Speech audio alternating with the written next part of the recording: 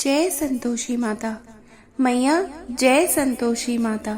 सुंदर चीर सुनहरी माँ धारण कीनो, हीरा पन्ना दमके तन श्रृंगार लीनो। जय संतोषी माता। मैया जय संतोषी माता। आपका अपने चैनल शिवा शिष्या कथा पर हार्दिक स्वागत है। तो आइए आज सुन लेते हैं शुक्रवार की संतोषी माता जी की व्रत कथा। शुक्रवार के दिन माँ संतोषी का व्रत व पूजन किया जाता है। इस पूजा के दौरान माता की आरती, पूजन तथा अंत में माता की कथा सुनी जाती है। आइए शुक्रवार के दिन की जाने वाली संतोषी माता व्रत कथा सुनते हैं। एक बुढ़िया थी, उसके 7 बेटे थे। 6 कमाने वाले थे जबकि एक निकम्मा था। बुढ़िया 6 बेटों की रसोई बनाती, भोजन कराती और उनसे जो कुछ झूठन बचती वो 7वें को दे देती। एक दिन वह पत्नी से बोला, देखो मेरी माँ को मुझ पर कितना प्रेम है। वह बोली, क्यों नहीं, सबका झूठा जो तुमको खिलाती है। वह बोला, ऐसा नहीं हो सकता, मैं जब तक आंखों से ना देख लूं मान नहीं सकता। बहू हंसकर बोली, देख लोगे तब तो मान लोगे। कुछ दिन बाद त्योहार आया। घर में 7 प्रकार के भोजन और चूरमे के लड्डू बने। वह जांचने को सिर दुखने का बहाना कर पतला वस्त्र सिर पर ओढ़कर रसोई घर में सो गया। वह कपड़े में से सब कुछ देखता रहा। 6 भाई भोजन करने आए। उसने देखा माँ ने उनके लिए सुंदर आसन बिछा, नाना प्रकार की रसोई परोसी और आग्रह करके उन्हें जिमाया। वह देखता रहा। 6 भोजन करके उठे, तब माँ ने उनकी झूठी थालियों में से लड्डुओं के टुकड़े उठाकर एक लड्डू बनाया। झूठन साफ करके बुढ़िया माँ ने उसे पुकारा, बेटा 6 भाई भोजन कर गए, अब तू ही बाकी है, उठ, तू कब खाएगा। वह कहने लगा, माँ मुझे भोजन नहीं करना है, मैं अब परदेश जा रहा हूँ। माँ ने कहा, कल जाता हो तो आज चला जा। वह बोला, हाँ आज ही जा रहा हूँ। यह कहकर वह घर से निकल गया। 7वें बेटे का परदेश जाना। चलते समय उसे पत्नी की याद आ गई। वह गौशाला में कंडे थाप रही थी। वहां जाकर बोला, हम जावे परदेश, आवेंगे कुछ काल, तुम रहियो संतोष से, धर्म अपनो पाल। वह बोली, जाओ पिया आनंद से, हमारो सोच हटाए, राम भरोसे हम रहे, ईश्वर तुम्हें सहाय। 2 निशानी आपन, देख धरूं मैं धीर, सुधी मति हमारी बिसारियो, रखियो मन गंभीर। वह बोला, मेरे पास तो कुछ नहीं है, यह अंगूठी है सो ले, और अपनी कुछ निशानी भी मुझे दे। वह बोली, मेरे पास क्या है, यह गोबर भरा हाथ है। यह कहकर उसकी पीठ पर गोबर के हाथ की थाप मार दी। वह चल दिया। चलते चलते दूर देश पहुंच गया। परदेश की नौकरी। वहां एक साहूकार की दुकान थी। वहां जाकर वह कहने लगा, भाई मुझे नौकरी पर रख लो। साहूकार को जरूरत थी तो वह बोला, रह जा दो। लड़के ने पूछा, तनख्वाह क्या दोगे। साहूकार ने कहा, काम देखकर दाम मिलेंगे। साहूकार की नौकरी मिली। वह सुबह 7 बजे से 10 बजे तक नौकरी करने लगा। कुछ दिनों में दुकान का सारा लेन देन, हिसाब किताब, ग्राहकों का माल बेचना और सब काम करने लगा। साहूकार के 7-8 नौकर थे। वे सब चक्कर खाने लगे, ये तो बहुत होशियार बन गया। सेठ ने भी काम देखा और 3 महीने में ही उसे आधे मुनाफे का हिस्सेदार बना लिया। वह कुछ वर्ष में ही नामी सेठ बन गया और मालिक सारा कारोबार उस पर छोड़कर चला गया। पति की अनुपस्थिति में सास का अत्याचार। इधर उसकी पत्नी को सास ससुर दुख देने लगे। सारी गृहस्थी का काम करा के उसे लकड़ी लेने जंगल में भेज देते। इस बीच घर के आटे में से जो भूसी निकलती उसकी रोटी बनाकर रख दी जाती और फूटे नारियल के नारिले में पानी। एक दिन वह लकड़ी लेने जा रही थी। रास्ते में बहुत सी स्त्रियां संतोषी माता का व्रत करती दिखाई दी। वह वहां खड़ी होकर कथा सुनने लगी और पूछा, बहनों, तुम किस देवता का व्रत करती हो और उसके करने से क्या फल मिलता है? यदि तुम इस व्रत का विधान मुझे समझाकर कहोगी तो मैं तुम्हारा बड़ा एहसान मानूंगी। तब उनमें से एक स्त्री बोली, सुनो, यह संतोषी माता का व्रत है। इसके करने से निर्धनता, दरिद्रता का नाश होता है और जो कुछ मन में कामना हो सब संतोषी माता की कृपा से पूरी होती है। तब उसने उससे व्रत की विधि पूछी। संतोषी माता व्रत विधि। वह भक्तिनी स्त्री बोली, 1.25 आने का गुड़ चना लेना, इच्छा हो तो 5.25 आने का लेना या 1.25 रुपए का भी सहूलियत के अनुसार ले लेना। बिना परेशानी और श्रद्धा से प्रेम से जितना भी बन पड़े सवाया लेना। प्रत्येक शुक्रवार को निराहार रहकर कथा सुनना। इसके बीच क्रम टूटे नहीं, लगातार नियम पालन करना। सुनने वाला कोई ना मिले तो घी का दीपक जला उसके आगे या जल के पात्र को सामने रखकर कथा कह देना। जब कार्य सिद्ध ना हो, नियम का पालन करना और कार्य सिद्ध हो जाने पर व्रत का उद्यापन करना। 3 मास में माता फल पूरा करती है। यदि किसी के ग्रह खोटे भी हों तो भी माता वर्ष भर में कार्य सिद्ध कर देती है। फल सिद्ध होने पर उद्यापन अवश्य करना चाहिए, बीच में कभी नहीं करना चाहिए। उद्यापन में 2.5 सेर आटे का खाजा तथा इसी परिमाण से खीर तथा चने का साग करना। 8 लड़कों को भोजन कराना। जहाँ तक मिले देवर, जेठ, भाई बंधु के हों, ना मिले तो रिश्तेदारों और पास पड़ोसियों को बुला लेना। उन्हें भोजन करा यथाशक्ति दक्षिणा देकर माता का नियम पूरा करना। उस दिन घर में खट्टाई ना खाना। यह सुनकर बुढ़िया के लड़के की बहू चल दी। व्रत का प्रण करना और माँ संतोषी का दर्शन देना। रास्ते में लकड़ी के बोझ को बेच दिया और उन पैसों से गुड़ चना ले माता के व्रत की तैयारी करके आगे चली और सामने मंदिर देखकर पूछने लगी, हे बहन, ये मंदिर किसका है? तो वो कहने लगी, ये संतोषी माता का मंदिर है। यह सुनकर माता के मंदिर में जाकर चरणों में लौटने लगी। दीन हो विनती करने लगी, माँ, मैं निपट अज्ञानी हूँ, व्रत के कुछ भी नियम नहीं जानती, मैं दुखी हूँ। हे माता, हे जगत जननी, मेरा दुख दूर करो, मैं तेरी शरण में हूँ। माता को दया आ गई।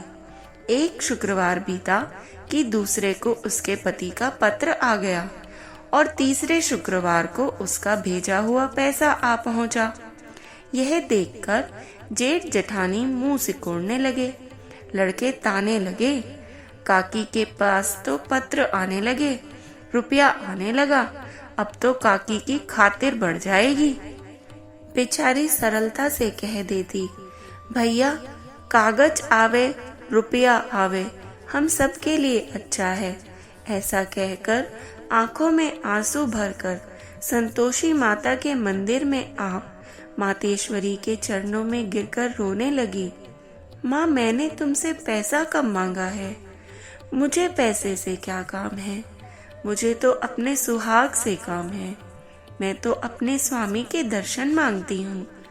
तब माता ने प्रसन्न होकर कहा, जा बेटी, तेरा स्वामी अवश्य आएगा। यह सुनकर खुशी से बावली होकर घर में जाकर काम करने लगी। अब संतोषी माँ विचार करने लगी, इस भोली पुत्री को मैंने कह तो दिया कि तेरा पति आएगा, लेकिन कैसे? वह तो इसे स्वप्न में भी याद नहीं करता। उसे याद दिलाने को मुझे ही जाना पड़ेगा। इस तरह माताजी उस बुढ़िया के बेटे के पास जाकर स्वप्न में प्रकट होकर कहने लगी, साहूकार के बेटे, सो रहा है या जगता है? वह कहने लगा, माता, सोता भी नहीं जागता भी नहीं हूँ, कहो क्या आज्ञा है? माँ कहने लगी, तेरे घर बार कुछ है कि नहीं? वह बोला, मेरे पास सब कुछ है, माँ बाप है, बहू है, क्या कमी है? माँ बोली, भोले पुत्र, तेरी बहू घोर कष्ट उठा रही है। तेरे माँ बाप उसे बहुत परेशानी दे रहे हैं। वह तेरे लिए तरस रही है, तू उसकी सुध ले। वह बोला, हाँ माताजी, यह तो मालूम है, परंतु जाऊं कैसे? परदेश की बात है, लेन देन का कोई हिसाब नहीं, कोई जाने का रास्ता नहीं आता, कैसे चला जाऊं? माँ कहने लगी, मेरी बात मान, सवेरे नहा धोकर संतोषी माता का नाम ले, घी का दीपक जला, दंडवत कर और दुकान पर जा बैठ। देखते देखते सारा लेन देन चुक जाएगा, जमा का माल बिक जाएगा, सांझ होते होते धन का भारी ढेर लग जाएगा। अब बूढ़ी माता की बात मानकर वह नहा धोकर संतोषी माता को दंडवत घी का दीपक जलाकर दुकान पर जा बैठा। थोड़ी देर में देने वाले रुपया लाने लगे, लेने वाले हिसाब लेने लगे। कोठे में भरे सामान के खरीदार नकद दाम देकर सौदा करने लगे। शाम तक धन का भारी ढेर लग गया। मन में माता का नाम लेकर और चमत्कार को देखकर प्रसन्न हो घर ले जाने के वास्ते गहना, कपड़ा और सामान आदि खरीदने लगा। यहाँ काम से निपटकर तुरंत घर को रवाना हुआ। उधर उसकी पत्नी जंगल में लकड़ी लेने जाती है। लौटते वक्त माताजी के मंदिर में विश्राम करती है। वह तो उसके प्रतिदिन रुकने का जो स्थान ठहरा। धूल उड़ती देख वह माता से पूछती है, हे माता, यह धूल कैसे उड़ रही है? माता कहती है, हे पुत्री, तेरा पति आ रहा है। अब तू ऐसा कर कि लकड़ियों के 3 बोझ बना ले, एक नदी के किनारे रख और दूसरा मेरे मंदिर पर और तीसरा अपने सिर पर। तेरे पति को लकड़ियों का गट्ठर देखकर मोह पैदा होगा। वह यहाँ रुकेगा, नाश्ता पानी खाकर माँ से मिलने जाएगा। अब तू लकड़ियों का बोझ उठाकर जाना और चौक में गट्ठर डालकर जोर से आवाज लगाना, लो सासू जी, लकड़ियों का गट्ठर लो, भूसी की रोटी दो, नारियल के खेपड़े में पानी दो, आज मेहमान कौन आया है। माताजी से बहुत अच्छा कहकर वह प्रसन्न मन से लकड़ियों के 3 गट्ठर बना गई। एक नदी के किनारे पर रख दिया और एक माताजी के मंदिर पर रख दिया। इतने में मुसाफिर आ पहुंचा। सूखी लकड़ी देख उसकी इच्छा उत्पन्न हुई कि हम यहीं पर विश्राम करें और भोजन बनाकर खा पीकर गांव जाएं। इस तरह रुककर भोजन बनाकर विश्राम करके गांव को गया। सबसे प्रेम से मिला। उसी समय सिर पर लकड़ी का गट्ठर लिए वह उतावली सी आती है। लकड़ियों का भारी बोझ आंगन में डालकर जोर से 3 आवाज देती है, लो सासू जी, लकड़ियों का गट्ठर लो, भूसी की रोटी दो, खेपड़े में पानी दो, आज मेहमान कौन आया है। यह सुनकर उसकी सास बाहर आकर अपने दिए हुए कष्टों को भुलाने हेतु कहती है, बहू, ऐसा क्यों कहती है? तेरा मालिक ही तो आया है। आ बैठ, मीठा भात खा, भोजन कर, कपड़े गहने पहन। उसकी आवाज सुनकर उसका पति बाहर आ जाता है। अंगूठी देखकर व्याकुल हो जाता है और माँ से पूछता है, माँ, यह कौन है? माँ बोली, बेटा, यह तेरी बहू है। जब से तू गया है तब से सारे गांव में भटकती फिरती है, घर का काम काज भी कुछ नहीं करती और 4 पहर आकर खा जाती है। वह बोला, ठीक है माँ, मैंने इसे भी देख लिया और तुम्हें भी। अब दूसरे घर की ताली दो, उसी में रहूंगा। माँ बोली, ठीक है, जैसी तेरी मर्जी। तब वह दूसरे मकान की 3री मंजिल का कमरा खोलकर सारा सामान जमाने लगा। एक दिन में राजा के महल जैसे ठाट बाट बन गए। अब क्या था, बहू सुख भोगने लगी। इतने में शुक्रवार आया। शुक्रवार व्रत के उद्यापन में हुई भूल, किया खट्टाई का इस्तेमाल। उसने अपने पति से कहा, मुझे संतोषी माता के व्रत का उद्यापन करना है। पति बोला, खुशी से कर लो। वह उद्यापन की तैयारी करने लगी। जेठानी के लड़कों को भोजन के लिए कहने गई। उन्होंने मंजूर तो किया, परंतु पीछे से जेठानी ने अपने बच्चों को सिखाया, देखो भोजन के समय खटाई अवश्य मांगना, जिससे उसका उद्यापन पूरा ना हो। लड़के जीमने आए, खीर खाना पेट भर खाया, परंतु बाद में खाते ही कहने लगे, हमें खटाई दो, खीर खाना हमको नहीं पाता, देखकर अरुचि होती है। वह कहने लगी, भाई खटाई किसी को नहीं दी जाएगी, यह तो संतोषी माता का प्रसाद है। लड़के उठ खड़े हुए, बोले, पैसा लाओ। भोली बहू कुछ जानती नहीं थी, उसने पैसे दे दिए। लड़के उसी समय हट करके इमली की खटाई लेकर खाने लगे। यह देखकर बहू पर माताजी ने कोप किया। राजा के दूत उसके पति को पकड़ कर ले गए। जेठ जेठानी मान माने वचन कहने लगे, लूट लूट कर धन इकट्ठा करके लाया है, अब सब मालूम पड़ जाएगा जब जेल की मार खाएगा। बहू से यह सहन नहीं हुआ। माँ संतोषी से उसने माफी मांगी। रोती हुई बहू माताजी के मंदिर गई और कहने लगी, हे माता, ये तूने क्या किया? हंसाकर अब भक्तों को रुलाने लगी। माता बोली, बेटी तूने उद्यापन करके मेरा व्रत भंग किया है। वह कहने लगी, माता मैंने कुछ अपराध किया है, मैंने तो भूल से लड़कों को पैसे दे दिए थे, मुझे क्षमा करो, मैं फिर तुम्हारा उद्यापन करूंगी। माँ बोली, अब भूल मत करना। वह कहती है, अब भूल से भी भूल नहीं करूंगी, अब बतलाओ वे कैसे आवेंगे। माँ बोली, जा पुत्री, तेरा पति तुझे रास्ते में आता मिलेगा। वह निकली, राह में पति आता मिला। वह पूछी, कहाँ गए थे? वह कहने लगा, इतना धन जो कमाया है उसका टैक्स राजा ने मांगा था, वह भरने गया था। वह प्रसन्न होकर बोली, भला हुआ, अब घर को चलो। कुछ दिन बाद फिर शुक्रवार आया, फिर से किया व्रत का उद्यापन। वह बोली, मुझे फिर माता का उद्यापन करना है। पति ने कहा, करो। बहू फिर जेठ के लड़कों को भोजन को कहने गई। जेठानी ने एक दो बातें सुनाई और फिर से सब लड़कों को सिखाने लगी, तुम सब लोग पहले ही खटाई मांगना। लड़के भोजन से पहले कहने लगे, हमें खीर नहीं खानी, हमारा जी बिगड़ता है, कुछ खटाई खाने को दो। वह बोली, खटाई किसी को नहीं मिलेगी, आना हो तो आओ। वह ब्राह्मण के लड़के लाकर भोजन कराने लगी। यथाशक्ति दक्षिणा की जगह एक एक फल उन्हें दे दिया। संतोषी माता प्रसन्न हो गई। संतोषी माता का फल। माता की कृपा होते ही 9वें मास में उसके चंद्रमा के समान पुत्र प्राप्त हुआ। पुत्र को पाकर प्रतिदिन माताजी के मंदिर को वह जाने लगी। माँ ने सोचा, यह तो रोज आती है, आज क्यों ना इसके घर चलूं। यह विचार करके माता ने भयानक रूप बनाया। गुड़ चने से सना मुख, ऊपर सूंड के समान होठ, उस पर मक्खियां भिन भिन कर रही थी। दहेली पर पैर रखते ही उसकी सास चिल्लाई, देखो रे, कोई चुड़ैल डाकिन चली आ रही है, लड़कों इसे भगाओ, नहीं तो ये किसी को खा जाएगी। लड़के भगाने लगे, चिल्लाकर खिड़की बंद करने लगे। बहू रोशनदान में से देख रही थी।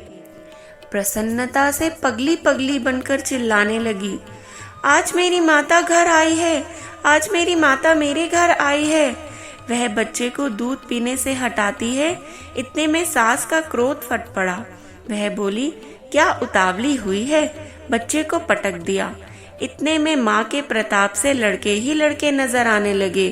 वह बोली, माँ, मैं जिसका व्रत करती हूँ यह वह संतोषी माता है। सबने माताजी के चरण पकड़ लिए और विनती करके कहने लगे, हे माता, हम मूर्ख हैं, अज्ञानी हैं, तुम्हारे व्रत की विधि हम नहीं जानते, व्रत भंग करके हमने बड़ा अपराध किया है। जग माता, आप हमारा अपराध क्षमा कर दो।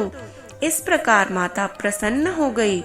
बहू को प्रसन्न हो, ऐसा फल दिया वैसा माता सबको दे। कथा पढ़ते को, सुनते को और हुकारा भरते का मनोरथ पूर्ण करे संतोषी माता। तो बोलो संतोषी माता की जय। ऐसी ही और पौराणिक कथाओं के लिए कृपया हमें सब्सक्राइब करके जाएं, और यदि आपको हमारा प्रस्तुतिकरण अच्छा लग रहा है तो कृपया अपने बंधु बांधवों के साथ हमारा वीडियो शेयर करें व एक लाइक अवश्य कर जाएं, और जपते रहें हर हर महादेव।